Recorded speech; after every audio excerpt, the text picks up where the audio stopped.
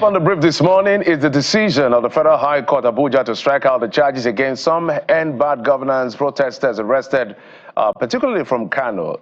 There were minors amongst them, and the Vice President Kashim Shettima welcomed them at the presidential villa alongside the governor of Kano State, Abba Yusuf. The Vice President says the protesters were pardoned by the President Bola Tinubu on compassionate grounds and urged them to take this as a second chance to become responsible citizens. The minors were subsequently moved to Kano for rehabilitation and are to be handed over to their families.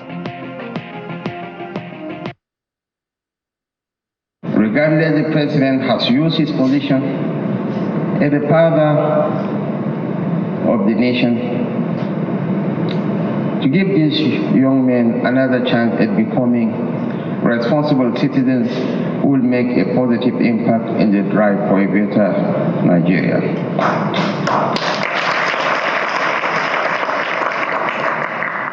I would like to admonish you, young men, not to allow yourself to be used in perpetrating violence and destroying public and private property. Over 300 billion naira was lost in the protests, consisting mainly private property through looting and loss of business. I will urge you, I will advise you, you are our children, to use the opportunity of the President's magnanimous gesture in ensuring that you go back home and become responsible citizens who will contribute to the growth of the society.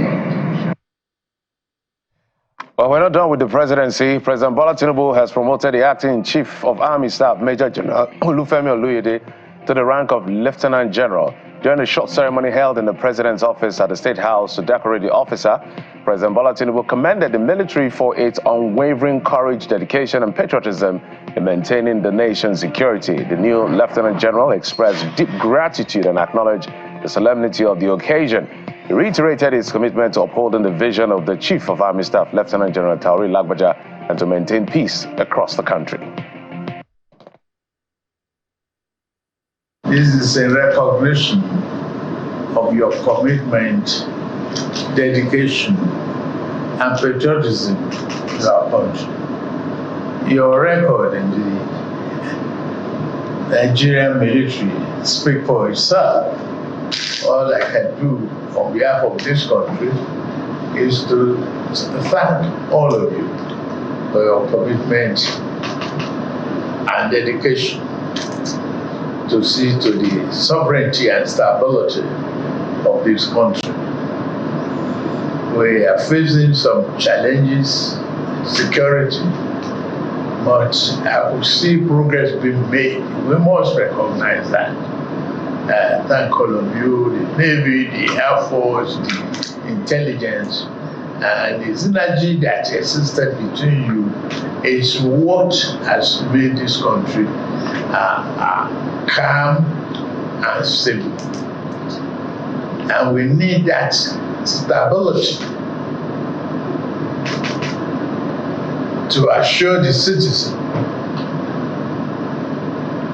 that prosperity is not far away from them. President of Nigeria, Bola Tinubu.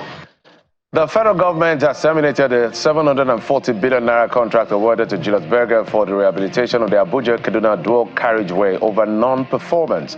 The Minister of Works, David Umahi, had last month issued a 7-day ultimatum to the company to accept the federal government's offer of 740 billion naira for the completion of the 82-kilometer section 2 of the road.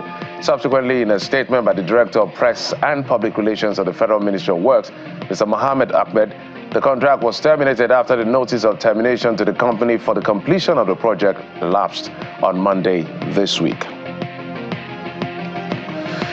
Yet again, the national grid has suffered another collapse. According to a transmission company of Nigeria, the company said the grid experienced what they call partial disturbance at about 1:52 p.m. on Tuesday.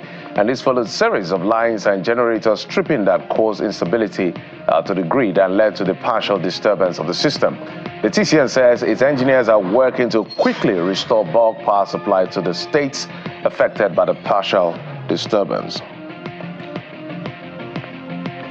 But staying with the issues around the federation, the federal government again has reversed the decision to benchmark the admission age for tertiary institution at 18 years. The newly appointed Minister of Education, Mr.